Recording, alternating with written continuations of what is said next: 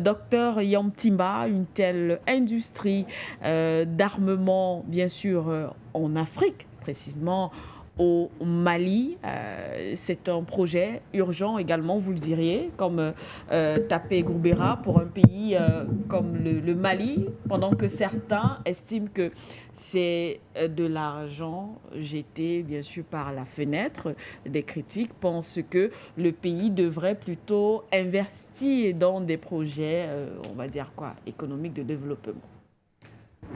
Attention, je comprends les critiques, mais attention. Oui. Ce que le Mali fait, c'est que l'argent qu'il dépense pour acheter des armes à l'extérieur, il va forcément en acheter. Okay. C'est que cet argent, au lieu de l'envoyer à l'extérieur, il l'utilise pour créer une industrie locale. Oui. Donc, les critiques devraient savoir que, en tout cas, c'est ce que j'ai compris. Et je crois que c'était ça l'esprit de ce que le président disait. Il n'y a donc pas à craindre le fait que l'argent soit jeté par les fenêtres, sauf s'il considère que les équipements achetés à ce moment, c'est de l'argent jeté par les fenêtres. Donc, ce n'est pas de l'argent jeté, c'est plutôt de l'argent mieux utilisé. Oui. Parce que quand le Mali achète à l'extérieur, le Mali entretient l'industrie militaire des autres pays. Oui. Alors que maintenant qu'il va pouvoir produire à l'intérieur, eh bien, le Mali va recréer, parce qu'en Afrique, on avait des industries militaires avant. Peut-être qu'on ne les utilisait pas pour aller coloniser les autres, mais elles existaient. Donc le Mali va, parce que l'empire dit du Mali n'a pas existé sans ce type d'infrastructure, sans ce type de, si vous voulez, d'usines adaptées à l'époque. Donc, c'est plutôt intéressant, ça va générer de l'emploi, ça va pousser à la maîtrise d'un certain nombre de technologies, ça va booster la recherche scientifique et technique, la recherche fondamentale, la recherche appliquée. C'est un projet exceptionnel.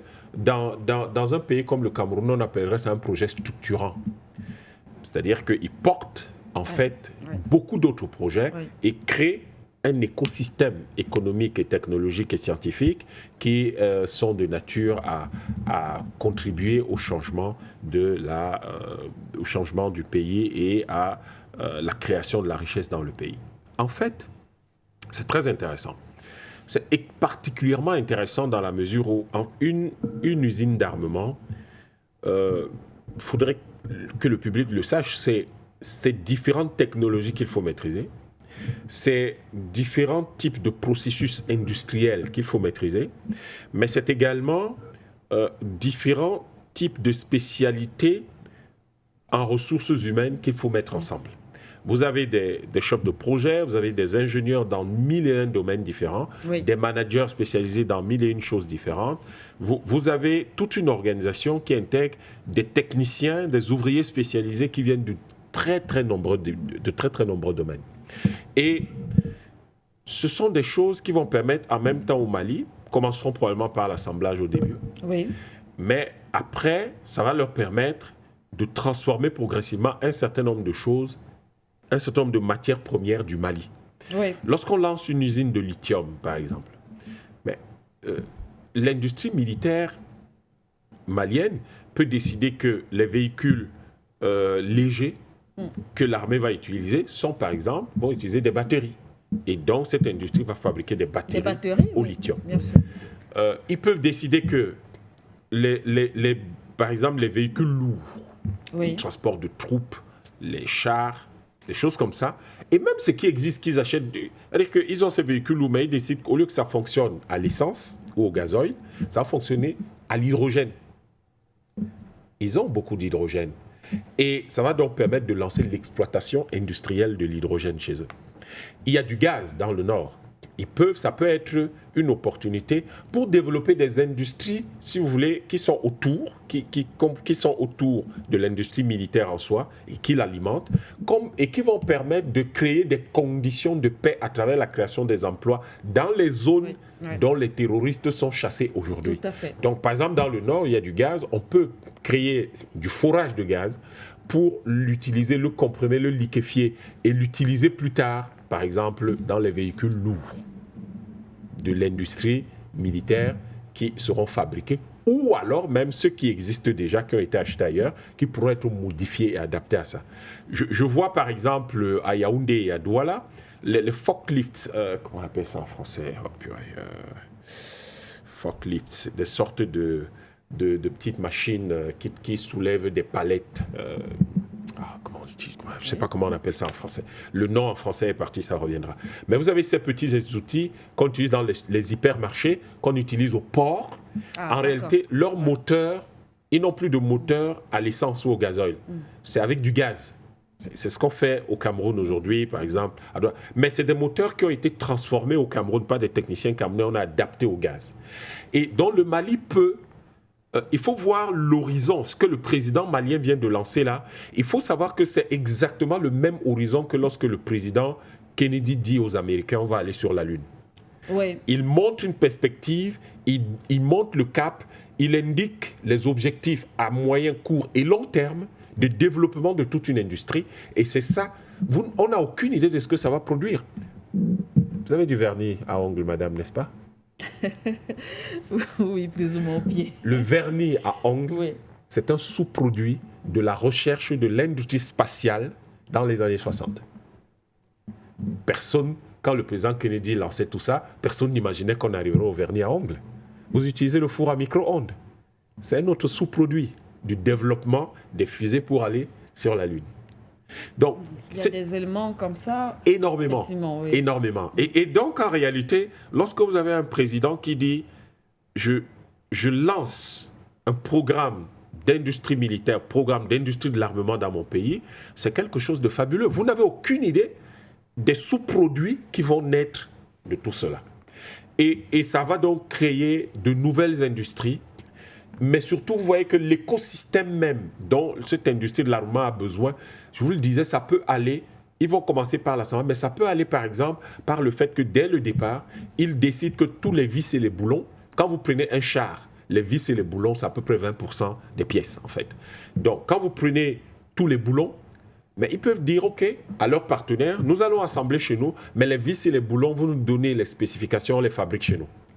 Moi, je prends toujours des exemples concrets. Lorsque la crise du Covid est arrivée et qu'au Cameroun, il a fallu faire partir M. Bolloré du port autonome de Douala et qu'il a saboté tout ce qu'il a pu saboter là-bas, et qu'on n'arrivait donc plus à avoir les pièces détachées, etc., pour un certain nombre d'équipements du port, la régie du terminal à conteneurs a fait travailler les ingénieurs et les techniciens camerounais, les ateliers camerounais, particulièrement en ce qui concerne l'usinage de pièces de précision, les boulons, les vis, un certain nombre de pièces mécaniques dont ils avaient besoin, sans compter tout ce qui était lié à l'informatique, c'est-à-dire au codage d'un certain nombre de programmes. Eh bien, on a fait travailler les gens et on s'est retrouvé à donner, si vous voulez, à pouvoir fabriquer un certain nombre de pièces aujourd'hui qui sont utilisées par les grues qu'on utilise dans les ports à Douala. Donc, le président, dès maintenant, tout de suite, peut commencer à donner du travail à ces petits, à tous ces petits, vous avez les armées de soudeurs, vous avez tous les gens qui font de la fabrication mécanique. Il y a plusieurs corps de métiers en tout cas qui se retrouvent. Il y a plusieurs corps de métiers qui se retrouvent là-dedans. Et ça peut booster l'économie du Mali à un tel point, et de l'AES à un tel point que nous ne l'imaginons pas aujourd'hui. Et justement, pour parler de l'AES, on a parlé, Tapé Goubera est sorti là-dessus en disant, effectivement, c'est une bonne chose, non seulement pour le Mali, mais aussi pour l'AES, le Mali qui fait partie de cet ensemble. Voilà, il y a ce boost économique également qui va toucher l'ensemble. Qui est énorme. Oui. C'est énorme, madame. C'est-à-dire que si je vois simplement le domaine des automatismes sur un certain nombre d'équipements qui peuvent être faits, mais l'industrie de l'armement, c'est aussi par exemple l'industrie de l'habillement des soldats. Hein. Ce n'est pas seulement la construction des fusils, etc. Ça coûte extrêmement cher parce que vous avez l'armée malienne aujourd'hui, c'est peut-être 50-60 000 personnes militaires. Il faut les habiller, il faut les chausser. Il faut les chausser. Et les chaussures des militaires, c'est pas... Il faut les chausser. Donc tout ça, c'est de l'industrie militaire. Et pensez que vous êtes dans un pays qui produit du coton. Oui. Pensez que vous êtes dans un pays où on fait beaucoup de tannerie, qui a une certaine tradition du cuir. Et donc, on peut faire des bottes en cuir, on peut faire pour des véhicules, on peut faire des sièges, on peut faire énormément de choses. Mais c'était pas fait avant, Dr Yamtiba. C'est-à-dire qu'avec toutes ces ressources, comment comprendre que nos armées dépendaient effectivement... Mais c'est ça le néocolonialisme, madame. C'est-à-dire que on s'assure dans des accords coloniaux que tout ce qui est militaire, vous n'y regardez pas. Et or, les défenses, quand vous prenez la plupart les 15 pays du franc CFA et du franc comorien, mais leurs équipements, avant que ne commence la diversification au début des années 2000, mais leurs équipements, chaque année, ça assurait à la France plusieurs milliards d'euros. Plusieurs milliards, peut-être des dizaines de milliards d'euros. Et ces dizaines de milliards d'euros s'ajoutaient donc au PIB de la France, compte tenu de ce que le franc CFA lui rapportait. Et aujourd'hui, lorsque le président... C'est des éléments de souveraineté, ce que fait ce président malien, Assimi Goïta. C'est extraordinaire. Nous avons vu déjà sur le plan économique à quel point les ramifications d'un tel programme peuvent booster toute l'économie du pays et de l'AES. Parce que je crois qu'en tant que président en exercice de l'AES, quand il annonce quelque chose comme ça pour le Mali, ça a été étudié avec tout l'impact et l'implication et en concertation avec tous les autres pays de l'AES. Donc, c'est déjà en fait un projet confédéral qui est extrêmement puissant sur le plan purement technologique et économique et industriel. Prenons maintenant, par exemple, sur le plan sécuritaire. Mais pourquoi l'Éthiopie a pu résister à la guerre de proxy qu'on lui a organisée? Parce que l'Éthiopie a quand même une industrie militaire, une petite industrie militaire, qui a fait que l'Éthiopie ne s'est pas retrouvée comme l'Ukraine à demander des munitions. L'Éthiopie ne s'est pas retrouvée comme l'Ukraine à demander des armes individuelles, de toutes ces choses-là. Je rappelle aux gens que l'Éthiopie, c'est des dizaines et des dizaines de parcs industriels dans différents pays, dans différentes villes. Et que grâce à tout cela, vous avez de petites industries qui font une foule de choses et l'industrie militaire se développe progressivement dans ce pays-là et ça leur a assuré un certain niveau d'approvisionnement pendant cette guerre de proxy. Et l'une des craintes, c'était que ça tombe entre les mains des rebelles à l'époque.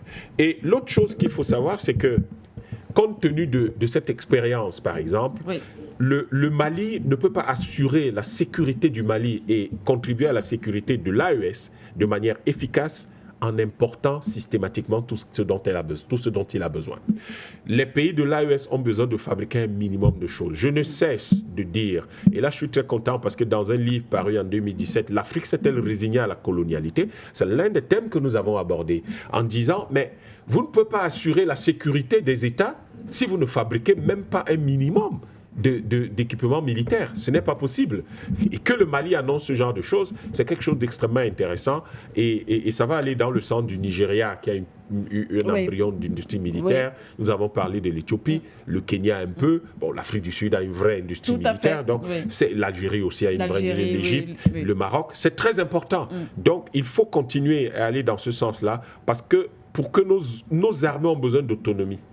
Et cette autonomie en approvisionnement sur ne serait-ce que les choses de base, les armes de poing, les munitions, la prise en charge, c'est-à-dire on appelle ça le paquetage, le paquetage des soldats. Toutes ces minima-là, ce sont des choses dont nous avons besoin et il faut que nous puissions approvisionner nos armées en les fabriquant localement. C'est vrai qu'on a un téléspectateur, mais est-ce que ça permettra également de contrôler tout ce qui est armes dans le territoire? Absolument. Est-ce que ça permet de filtrer aussi? Absolument, madame. Parce que le fait de fabriquer un certain nombre d'équipements fait que vous importez moins de choses et vous avez, si vous voulez, un système de référencement de ces armes-là qui permet de savoir à tout moment, si ces armes se retrouvent, quel que soit l'endroit du monde où ça va se retrouver, de savoir que ces armes viennent de chez vous. Et à partir de là, vos armées contrôlent mieux les armes qui leur arrivent, mais également les armes qui circulent sur le territoire. Si vous dites, nous, grâce à notre production des armes de poing, nous n'importons plus d'armes de poing, ça veut dire que vos forces, que ce soit les forces de défense, les forces de sécurité, les forces d'appoint comme les douanes, les eaux et forêts, etc., ou l'administration pénitentiaire, ça veut dire que toutes ces armes-là, en fait, seront référencées et dans vos bases de données. Je voudrais terminer pour qu'on prenne notre téléspectateur parce que c'est un échange. C'est très important d'imaginer que en Afrique du franc CFA, les armes qu'utilisent les brigades des eaux, les corps des eaux et forêts, les corps des douanes, le corps de l'administration pénitentiaire, la police, l'armée, que tous ces corps-là, c'est la France qui les fournissait jusqu'à il n'y a pas longtemps. Imaginez tous ces pays et imaginez que quand vous prenez peut-être en l'an 2000, vous avez l'équivalent pour ces 15 pays, supposons, prenons un minimum, c'est-à-dire que vraiment très très bas, on avait 150 000 hommes. C'est le paquetage de 150 000 hommes, l'habillement de 150 000 hommes, les armes utilisées par 150 000 hommes, tous les râteliers qu'on avait. Vous imaginez ce que ça représentait là? Et je suis en train de dire qu'il n'y avait que 10 000, c'est-à-dire on prend une base de 10 000 par pays, vous savez que c'est faux, et c'était beaucoup plus. Mais imaginez que tout ça venait de la France et c'est ça les accords coloniaux. Ce que le Mali vient de faire là, c'est encore une fois, et ça va dans le sens de ce que disait le président Traoré, ils battent en brèche. Ce qui importe, c'est de casser les accords coloniaux. Oui. Si vous cassez les accords coloniaux, ça veut dire que vous êtes clairement dans une perspective, dans une démarche de mise à fin de tout ce qui est néocolonialisme, de tout ce qui est présence française et du changement dont vous parlez. Merci à vous, docteur Yom Timba.